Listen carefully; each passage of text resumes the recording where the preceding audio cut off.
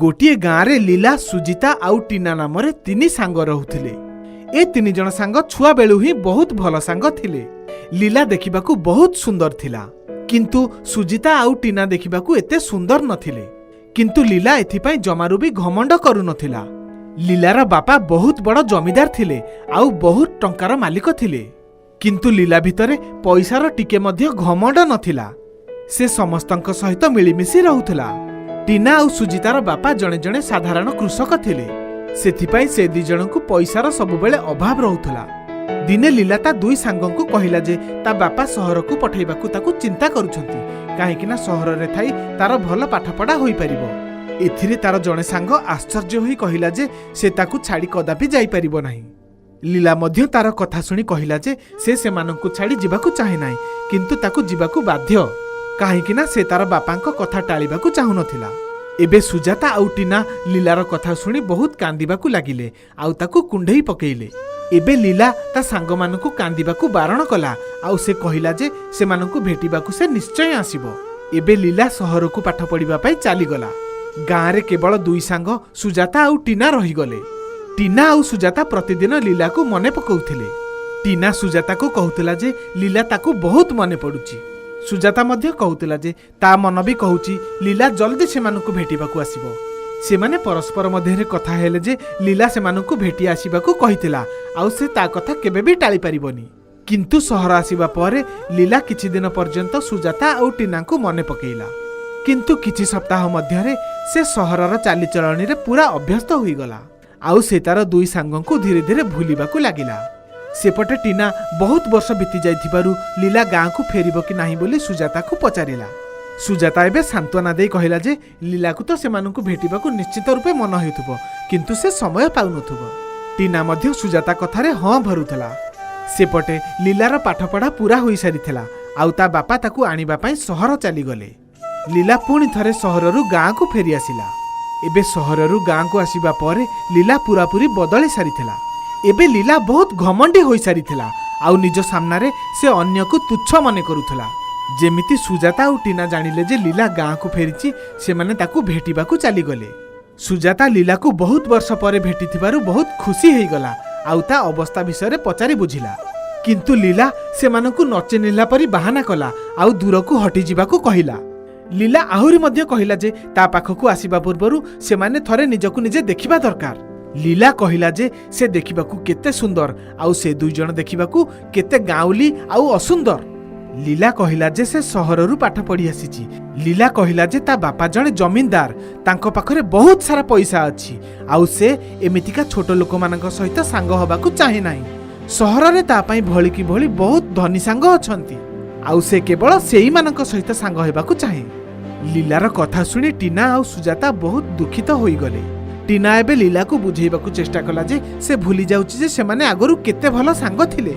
किंतु लीला कहिला जे सेमाने सांग थिले, किंतु एबे आउ सांग नाहांती आउ तार सेमानक सहित कोनोसी प्रकार मतलब नाही। लीला सेमानकू सेठारु तड़ी देला।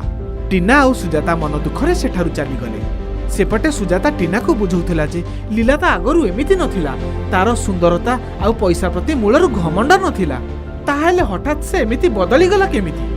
आउ टीना मन दुखरे कहूथिला जे से बधुए आमकू आउ ता सांग मने करूनी। सेपटे तो तार नुआ नुआ सांग होई जिबेनी, भला से आमकू तार सांग न मानु, किंतु आमे दुई जण तो तार जणे भलो सांग ना।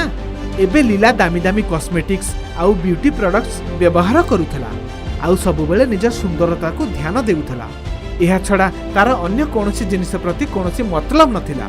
एबे लीला नुआ नुआ मेकअप सामग्री मगेबा कथा मध्य चिंता करूथला। सेपटे टीना आउ सुजाता गाँरु ही निज पाठपढ़ा शेष करथिले।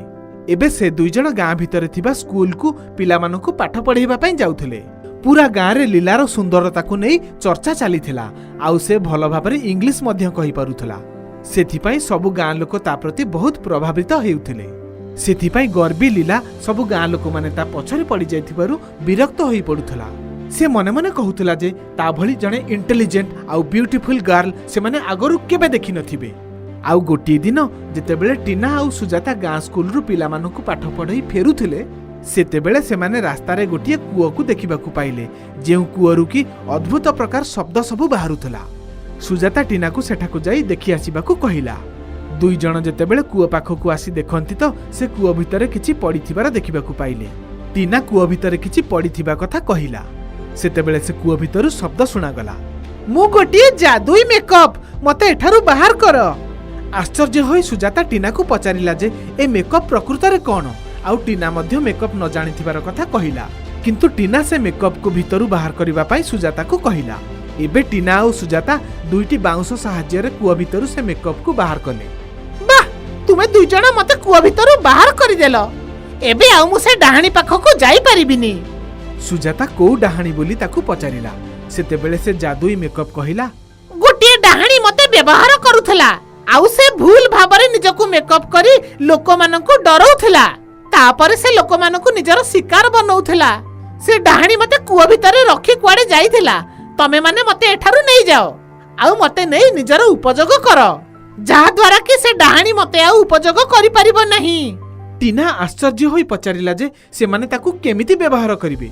जेमिति तुमे माने जादुई मेकअप को लगेइबो, तुमे माने बहुत सुंदर हेइ जिवो। एबे टीना और सुजाता से जादुई मेकअप को लगेइले, आउ बहुत सुंदर होई गले। एबे पूरा गाँ रे से दुई जनक सुंदरता को नै चर्चा आरंभ होई गला। से पटे लीला आडकू केही मध्य चाहिले नाही। एबे लीला मने मने कहिबाकू लागिला जे हठात से दुई जण सुंदर केमिति हेइ गले। लीला बहुत थर से दुई जण को कादुअरे पकेइबाकू बहुत चेष्टा कला, किंतु कोनोसी थर से सफल होई पारु नथिला। एबे लीला को से दुई जनक प्रति बहुत ईर्षा हबाकू लागिला। से सब बेले टीना और सुजाता को कष्ट देबाकू चिंता करुथला। सेतेबेले लीलार किछि सांग सहररु आसी पहुंचिले, आउ समस्ते मिसी जंगल बुलिबाकू गले। सुजाता और टीना मध्य निज स्कूल रो किछि पिलांकू नै जंगल बुलिबाकू जाइथिले। लीला ता सहरी सांग माननकू पूरा जंगल बुलेइबा पई कहूथला।